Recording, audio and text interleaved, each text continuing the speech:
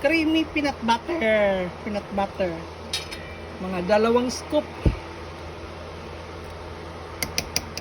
1. Parang na medyo sticky. Yun. Okay, lagyan natin ng kaunting hipon. Hipon ito na guys.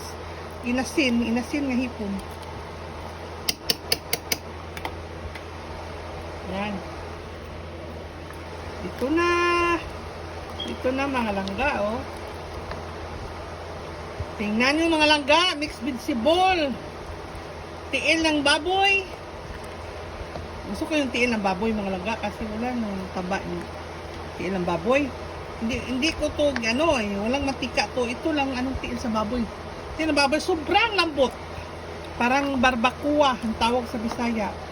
At saka yan, creamy sauce ito kasi nilagyan ko ng butter, peanut butter.